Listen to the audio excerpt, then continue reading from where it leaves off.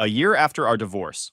My ex texted, "We need to talk now." I replied, "Busy, date night with your best friend." 24 hours later, I found out her new guy got arrested, and my name was all over the case. Sup Reddit. Name's Nolan, 36 male. I need you to grab some popcorn. This one is really messy. The text hit my phone on a Saturday while I was parked outside a Vietnamese place waiting for Sloan to grab our order. New number, but I knew it was her right away. Ava had this way of reaching out when she needed something. Always urgent, always dramatic, always about her. I need to talk. Today. It's important. 1 year and 3 months since the divorce papers went through. 15 months of silence, and now this. I typed back without hesitation. Busy. Date night with your best friend. Her response came in waves. First, the typing indicator popped up and disappeared like 6 times in a row. Then my phone blew up with 12 messages in 90 seconds. Words like betrayal and disgusting and you two deserve each other just kept coming. Then a voicemail I didn't listen to. Then silence. Sloan climbed back into my truck with a bag of spring rolls and faux containers and saw my phone going off. She glanced at the screen and raised an eyebrow. Ava finally figured it out? Took her long enough. You good? Never better. And I meant it. 24 hours later, I found out exactly why she'd been so desperate to reach me. Why finding out about me and Sloan sent her into a complete meltdown. But to understand all that, I need to take you back to the beginning. To a night in October when I came home from work and found my wife surrounded by matching luggage like she was putting on a whole performance for nobody but me. 6:15 on a Thursday in October. I pulled into my driveway after spending 12 hours crawling through commercial ductwork because one of my guys called in sick and the restaurant client was threatening to cancel their service contract if their walk-in cooler wasn't fixed by dinner rush. My knees were absolutely shot. I run a commercial HVAC company. Nolan Commercial HVAC. 12 employees, over 40 active service contracts, and apparently one wife who'd been planning her exit for months without saying a word to me. The house was dark when I walked in. No TV, no dinner smell. No sound except the ticking of that grandfather clock her mother gave us as a wedding gift 7 years ago. Found her in our bedroom surrounded by luggage. 3 matching pieces in some seafoam color she'd picked. She was emptying her side of the closet with the focus of someone who'd practiced this whole thing in her head a bunch of times. She didn't look up when I walked in, just kept folding a silk blouse like I wasn't standing there. "Taking a trip?" I asked. "Taking my life back," she said. "I want a divorce." I leaned against the doorframe because my legs were done, and I wasn't about to give her whatever reaction she was hoping for. "You're leaving me on a Thursday? Couldn't even wait for the weekend?" She finally looked up with this expression I'd never seen on her face before. Like I was already a stranger she was trying to forget. "This isn't a joke, Nolan." "I know, jokes are funny." I nodded at the luggage arranged around her. "That's a lot of bags for someone who told me 2 weeks ago she was happy." Her jaw got tight. "I've been unhappy for years. You just never noticed because you're always covered in grease and obsessing over compressor specs and quarterly numbers. Those compressors paid for your Pilates membership, and that luggage you're packing, and the car in the driveway, and the house we're standing in. See, this is exactly what I'm talking about." She smoothed her hair back. Ava always did that when she was about to say something she'd rehearsed in the shower. "You make everything about money. You have zero emotional depth. No ability to actually connect. I've outgrown this marriage, Nolan. I've outgrown you. Is there someone else?" She didn't answer, which told me everything. "Who is it?" "It doesn't matter who. It matters to me. 8 years together. I think I've earned a name." She grabbed the handle of her largest suitcase and started rolling it toward the door. I didn't move. She stopped 3 feet from me and lifted her chin in that defiant pose she always used during fights. "His name is Ian. Ian Whitmore. And before you start spiraling, he's not why I'm leaving. He's just where I'm going. Ian Whitmore." I knew that name. Commercial real estate guy, with billboards all over the county. The type who wore expensive suits and posted motivational garbage on social media, like he invented the concept of hard work. He'd tried to lowball me on servicing his office building the year before. Wanted his AC unit fixed in exchange for a testimonial on his company website. "Ian Whitmore," I repeated. "The guy who tried to pay me an exposure for HVAC work? He's a successful businessman. He tried to get a busted condenser fixed for free. Wanted me to accept a quote on his website as payment for actual labor. That's not business. That's delusion with a marketing budget. You're missing the point." "No, I'm getting the point just fine." I stepped aside so she could wheel her luggage through. She stared at me like I'd said something crazy. She expected a fight, maybe tears. What she got was logistics. You're not even going to fight for me? Why would I?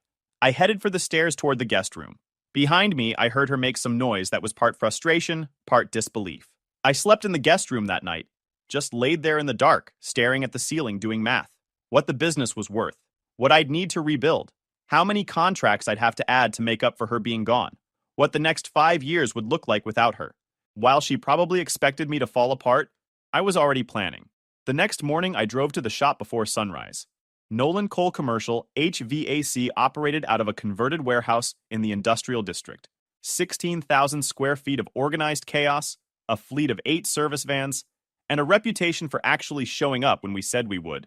In this business, that's rarer than you'd think. My shop foreman Hector was already there when I pulled in.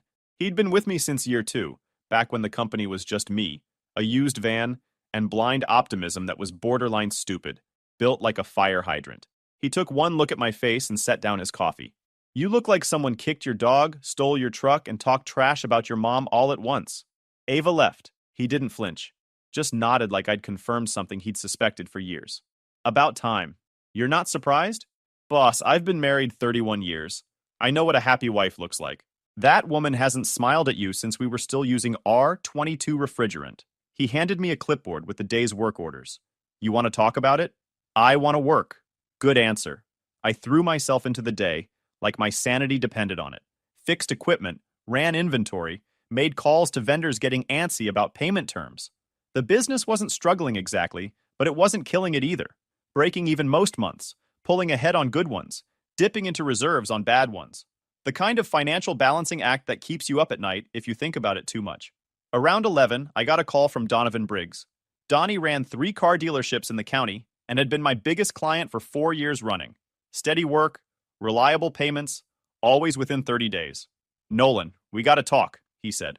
His voice had that tone people use when they're about to deliver bad news, but feel guilty about it. What's going on, Donnie? I got approached by another outfit yesterday, Whitmore Commercial Services. They're offering to undercut your rate by 15% and lock me into a 2-year contract. Full maintenance package with emergency response guarantee. They had a whole presentation. My stomach dropped. Whitmore Commercial Services? Yeah. You know them? I knew them now. Ian Whitmore. The guy currently unpacking my wife's luggage at whatever overpriced condo he lived in. He wasn't just taking her. He was coming for my business too. Did their sales guy happen to mention how they got your contact info, Donnie? Now that you mention it, yeah. Said they'd been referred by a mutual connection.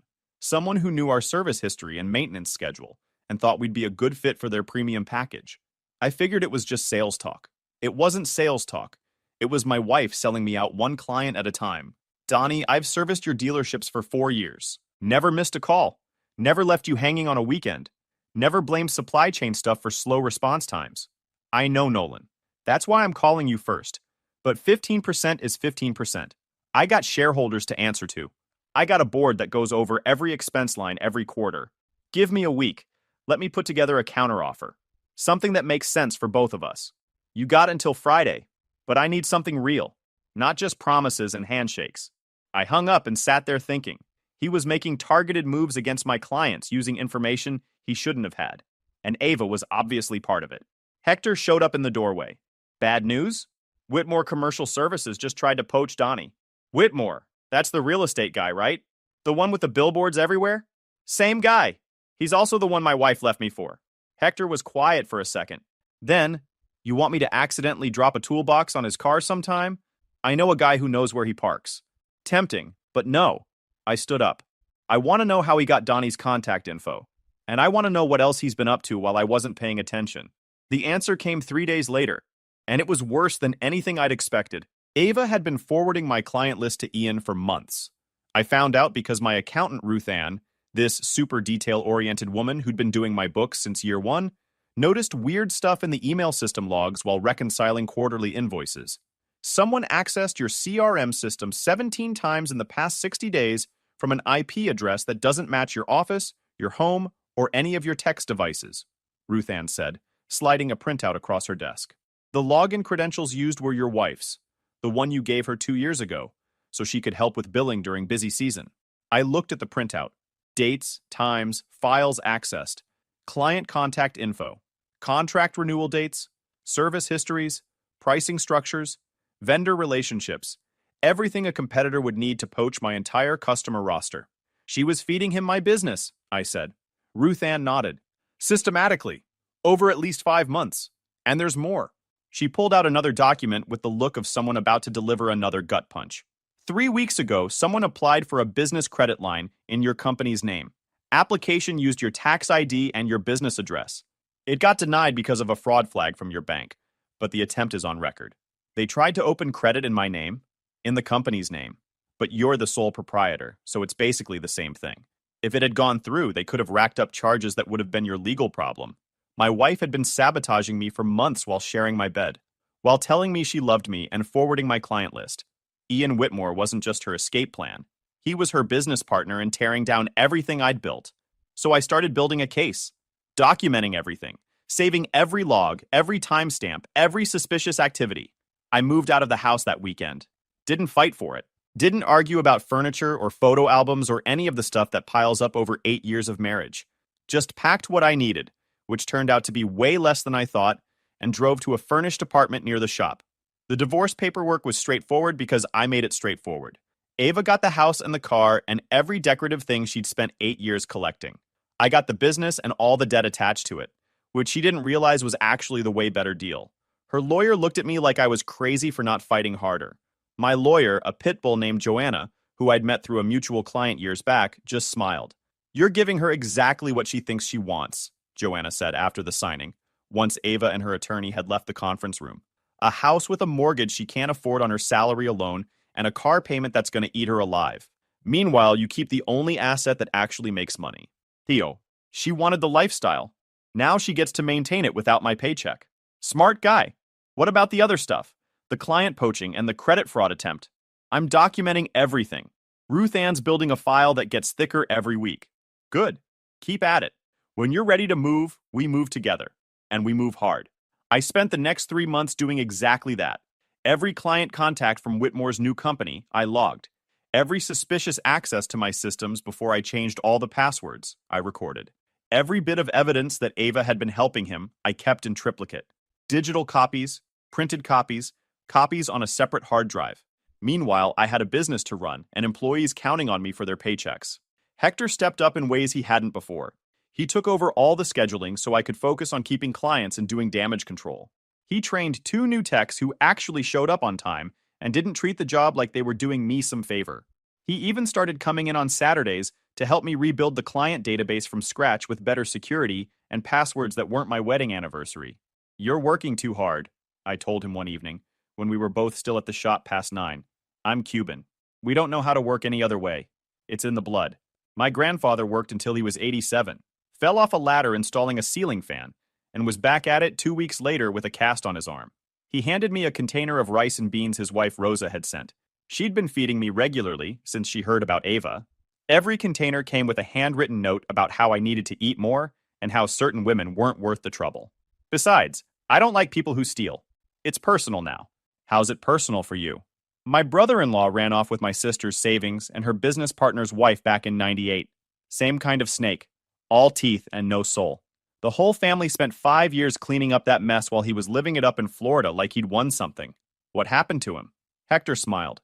Lives in a studio apartment in Tampa now. Sells used cars to tourists who don't know better. My sister owns a construction company and just bought her 3rd rental property last year. She sends him a Christmas card every December. Just a picture of her newest house. No note. Nothing. Just the picture. I like that. 2 months after the divorce was final, I got a text from an unknown number. Turned out to be Sloan, Ava's best friend since freshman year of college. 15 years of friendship, roommates after graduation, bridesmaids at each other's weddings. The whole deal. Heard you're single now. Also heard my best friend is a fraud. Like, actually a fraud. Can we talk? That last part got my attention. We met at a diner near the hospital where she worked as an ER nurse. She was already sitting in the booth when I got there, looking like she hadn't slept right in weeks. Before you ask why I'm here, let me just explain. Ava called me 3 days before she left you. Told me everything. She wanted me to be happy for her. Actually expected me to celebrate.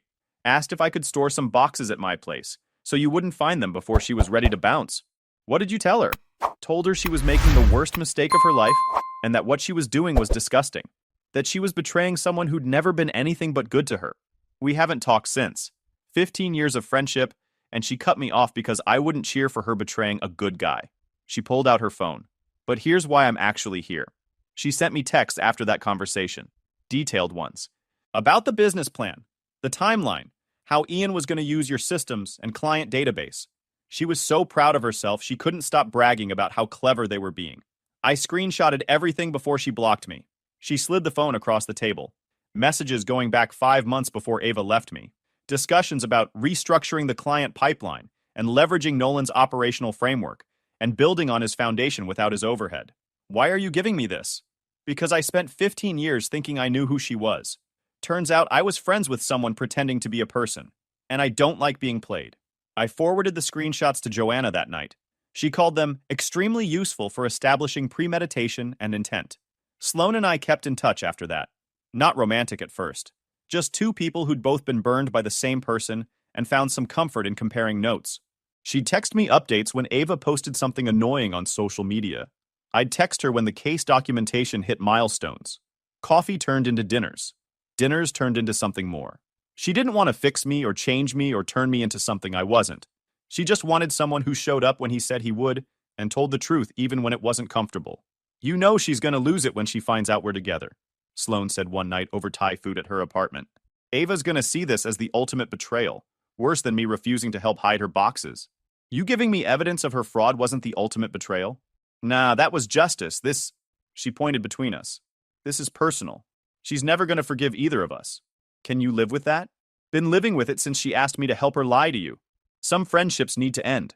She grabbed a spring roll off my plate. Besides, you're better company than she ever was. 6 months after the divorce, I got a phone call that changed everything. Donnie Briggs. The same client Ian had tried to poach with his 15% discount back at the beginning. The one I'd convinced to stick with me by matching the price and adding extended emergency coverage. Nolan, you need to come to my office, right now, and bring that lawyer of yours if she's available. I called Joanna, and we drove to Donnie's main dealership together. He was waiting in his office with a stack of folders on his desk, and a look I'd never seen on him before.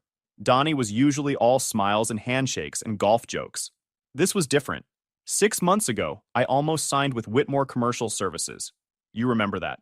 I remember. You also remember that 3 of my competitors in this market did sign with them. Guys I've known for 20 years. We share vendor contacts. We talk at chamber meetings. We've referred customers to each other forever. I remember. Biggest mistake any of them ever made. He slid the folders across his desk. Take a look. The first folder had invoices. Service calls for work that never happened. Parts charges for stuff that was never installed.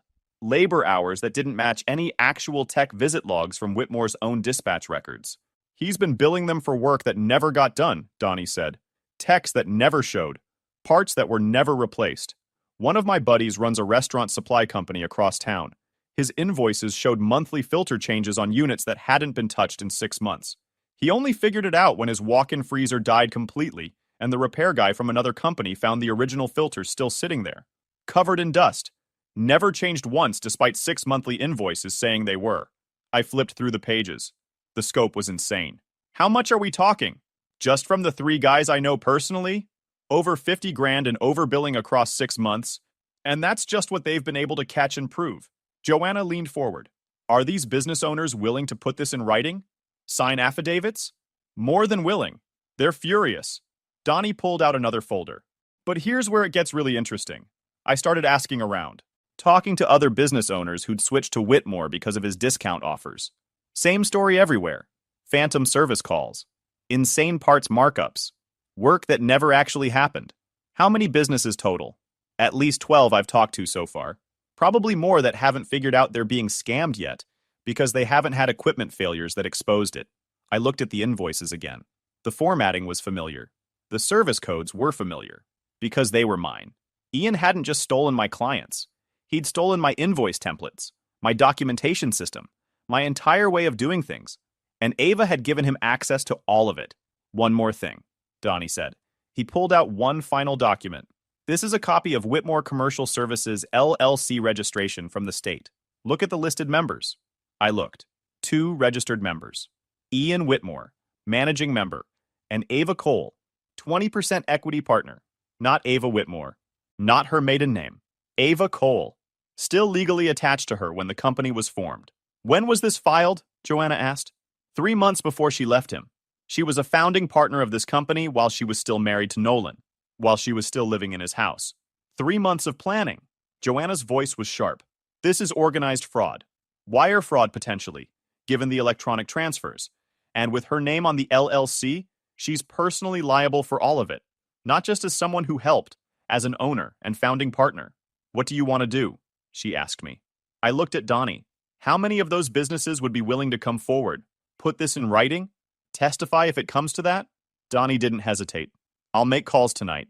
We coordinate and file together. More people, more power. That night, I sat in my apartment with the folders spread across my kitchen table. She'd looked me in the eyes for months while putting together everything she needed to bury me. Building a fraud case takes time, patience, documentation. Joanna brought in a forensic accountant named Way, who spent a full month picking apart every invoice Whitmore Commercial Services had ever sent. The guy built spreadsheets that looked like modern art and found patterns nobody else would have noticed. Across all 12 businesses that came forward, the pattern was identical. Billing for services that never happened. Parts markups of 200% on stuff that cost a third of what they charged. Labor charges for techs who weren't even employed by the company on the dates listed. Total documented fraud. Just under $350,000 across 18 months of operation. And that was only the businesses willing to testify. Way figured the real number was probably closer to $500,000. The screenshots Sloan gave me added another layer. Text messages proving Ava knew exactly what they were doing months before she left. Timestamps showing she'd been planning the client theft while still married to me. Joanna said it was the difference between maybe they made honest mistakes and they absolutely knew this was fraud and planned it out. This is enough for a serious civil suit, Joanna said when Way laid out his findings. But if you want the really satisfying result, we need to get the state involved. Fraud at this level gets attention. They've got subpoena power we don't. They can dig into bank records, force people to answer questions under oath, make life really uncomfortable for people who thought they were being slick. Do it! She made the calls, filed the paperwork, got everything moving. Then nothing happened. For 6 weeks. The state's fraud division was backed up with cases from some big insurance scam that had been all over the news earlier that year. Our file sat in line behind 30 others. Joanna called every week for updates. Same answer every time. Reviewing. We'll be in touch. These things take time. Meanwhile, one of the 12 business owners got cold feet. Guy named Santos, who ran 3 dry cleaners. He'd been one of the loudest voices early on, going off about how Ian ripped him off for $8,000. I can't afford to get tied up in depositions and court dates for the next 2 years, Santos told me when I called to check in. I got 3 locations to run. If this drags on, I'm the one losing money sitting around in waiting rooms. You already lost money. Ian took $8,000 from you. That money's gone. Can't get it back by burning another $20,000 in legal fees and wasted time. He pulled his statement. Donnie spent a week talking him back into it. Took 3 dinners and promises that other business owners would cover any legal costs Santos couldn't handle. The state finally got moving in month 4. Assigned an investigator, started pulling records. Meanwhile, I had my own thing going. Hector and I reached out to every former client who'd left for Whitmore in the past 2 years. Just to check in. Ask how their equipment was running. Offer to answer questions. When people are getting ripped off, they notice eventually. Even if they can't put their finger on it at first. Something feels off. Bills seem high. Equipment keeps breaking despite supposedly being serviced all the time. They just don't have anyone to compare notes with. We gave them that comparison. By month 8, 4 former clients came back. By month 10, 7. By month 12, 11. Each had stories about equipment failures, billing issues, or service calls that never actually happened. Each signed a statement for Joanna's growing file. One guy who ran a chain of laundromats told me his dryer vents hadn't been cleaned in 18 months, despite monthly invoices for the service. Fire hazard. Could have killed someone. He was so mad he offered to testify twice if it would help. Ian, meanwhile, was getting cocky. Started posting about his rapidly growing commercial services empire on social media. Bought a new car. Put a down payment on a house in a gated community. Proposed to Ava with a ring she made sure to photograph from 6 different angles. Hector brought me the engagement announcement one morning. Caption read, "Finally finding my person after years of settling." Settling, Hector said with disgust. She called 8 years with you settling. Like you were just holding her spot until something better came along. He shook his head. Rosa wanted me to tell you she's praying for karma to speed up. Tell Rosa I appreciate that. She also wanted me to tell you she knows someone at the county clerk's office who could make certain permit applications real complicated for certain businesses. Probably not legal. She said justice and what's legal aren't always the same thing. I married a woman with strong opinions. They thought they'd won. I thought about patience. The notification came on a Tuesday in spring, 1 year and 6 months after Ava walked out with her matching luggage. Joanna called at 7 in the morning. It's happening. The state opened an official investigation. Ian and Ava are both named. Subpoena's going out this week. 18 months I'd waited for that. What's the timeline? Investigations take a while, interviews, document review, building the formal case. But the fraud amount is big enough that this isn't just civil anymore. If the evidence holds, and it will, we're looking at criminal charges. What do I need to do? Nothing. That's the beautiful part. You built the case, got the witnesses lined up. Now the system does its thing. You just keep your head down and wait. So I waited and watched. The first crack showed up 3 days after they got the investigation notice. Whitmore Commercial Services website went dark. Their main phone started going straight to voicemail. The service vans that used to drive around town with Ian's face plastered on them started disappearing from the roads. I drove past his office once. The parking lot that used to have 6 vans lined up all neat now had 2. One had a flat tire. The other had a for sale sign in the window. Donnie called with updates. He'd kind of become a friend over the past year. His clients are jumping ship. Word got out about the investigation. Nobody wants their name connected to a fraud case. His new contracts are canceling left and right. Existing clients demanding audits of every single invoice. How's he handling it? Not great. Showed up at one of the other guys' offices yesterday and started yelling about conspiracies, about how someone was sabotaging him. Had to be walked out by security. Building manager said he'd call the cops if Ian came back. 2 weeks after that, Ava called me. First time she'd reached out since the divorce was final. I let it ring. She called again. Let it ring again. Third time, she left a voicemail. Nolan, I know you're behind this somehow. And I know Sloan helped you. My own best friend turned on me for you. 15 years of friendship, and she stabbed me in the back. You need to make this stop. Please. I'm begging you. Everything is falling apart. Ian's losing it. The investigators are calling my work. My boss is asking questions. You gotta call this off. I saved the voicemail for documentation. Joanna said it might come in handy, then deleted Ava's contact info entirely, for my own peace of mind. 2 days later, Ian showed up at my shop, eyes that hadn't seen real sleep in days. Walked through my front door like he owned the place while 2 of my techs at the counter stopped what they were doing and watched. Hector moved to cut him off, but I held up a hand. Let the guy dig his own hole. You think you're clever, Ian said, voice too loud for the room. You think you've outsmarted me, but I know what you're doing. Working with those other businesses, feeding stuff to the investigators, trying to destroy what I built. I stayed in my seat behind the desk, kept my voice level. What you built, with my client list, my invoice templates, my whole system, the ones my wife stole. Ava and I are partners, equal partners. She had every right to bring her expertise to our company. Her expertise was being married to me. That doesn't transfer. His face went red. He took a step toward my desk. One of my techs, a guy named Ruiz, stood up from his chair. Didn't say anything, just stood there. Ian noticed. This isn't over. I got lawyers. I got resources. You think some small-time HVAC guy can take me down? I don't gotta take you down, Ian. You already did that yourself. I just wrote it all down. He left without another word, slammed the door hard enough to rattle the window. Ian's case dragged on for months. That's how this stuff actually works. Just paperwork, depositions, delays, and lawyers' billing hours while evidence stacked up. The forensic accountant testified. Walked through every fraudulent invoice, every fake service call, every inflated charge. Used charts and graphs that made the whole thing impossible to deny. $347,000 in documented fraud across 12 victim businesses. At one point, Way put up an invoice charging $800 for a capacitor that goes for $45 retail. Ian's lawyer objected. The judge overruled. Donnie testified. 3 other business owners testified. They talked about trust being broken, about money they'd never see again, about realizing they'd been played by someone who smiled while picking their pockets. I didn't testify. Didn't need to. The evidence did the talking. Ian's lawyer tried arguing miscommunication and business inexperience.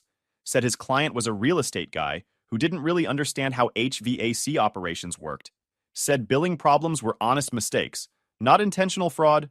Nobody bought it. The state hit him with fraud and theft charges, multiple counts, the kind that add up when you've been running the same scam on 12 businesses for a year and a half. He tried to fight it first, demanded a trial. Then his lawyer apparently explained what happens when you go to trial with overwhelming evidence stacked against you. The plea deal he took wasn't generous, but it beat what the judge would have given him if he'd lost. He got real time. Not decades, but enough to matter. Enough to sit in a cell and think about all the clever moves that got him there. Plus, supervised release after. Plus, restitution he'd be paying off for years. Plus, he'd never run a licensed business in this state again. His fancy house went to foreclosure while he was waiting for sentencing. The car got repossessed. The engagement ring he'd used to propose got returned for whatever fraction of cash the jeweler would give. Ava took a plea deal too. Her lawyer convinced her that fighting would only make things worse, and that a jury wasn't going to be sympathetic to a woman who helped rip off local businesses while cheating on her husband. She got probation and community service, and a restitution order that would follow her for years. The interior design thing she'd been building during our marriage fell apart when potential clients Googled her name and found court records. I heard through Sloan that Ava tried to start over under her maiden name. Didn't work. Someone in the local design community recognized her at a trade show and made sure everybody knew who she really was. Small industries have long memories. And the house? The one she demanded in the divorce? The one she thought was her ticket to freedom from me? The mortgage was in her name alone. I'd made absolutely sure of that during the settlement. She couldn't afford it on what she made, and Ian's money had disappeared into legal fees and frozen accounts. She missed 3 payments in 4 months. She put it on the market the week after Ian's sentencing, listed at 25% below what we'd paid. Still couldn't find a buyer, because foreclosure properties flood the market, and nobody wants to pay full price for someone else's desperation. Hector brought me the listing printout with a grin. Same house, underwater by at least 30 grand. There's justice in the world after all. I didn't buy the house back. Didn't want it. Didn't need the satisfaction of owning something from a past I'd already left behind.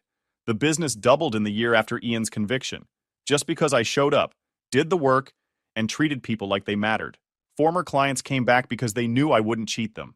New clients came from referrals. Donnie sent me 3 new referrals in the first 6 months alone. We grew to 24 employees, added 4 vans to the fleet, moved into a bigger place with actual office space instead of a converted closet. Sloan and I got engaged. Hector gave a toast about stubborn people and playing the long game and how the best revenge is building something that lasts. A month after the engagement, Ava texted me from another new number. I hope you're happy. You ruined everything. You took my business, my reputation, and my best friend. I'll never forgive either of you for this. I looked at that message for a long time, thought about all the things I could say back, the satisfaction I could get from pointing out she'd ruined her own life. Instead, I typed 3 words. You're welcome. Goodbye. Some people spend their whole lives wondering what revenge looks like. I figured out that it looks like building something that lasts, while the people who tried to tear you down watch from whatever distance their choices put between you.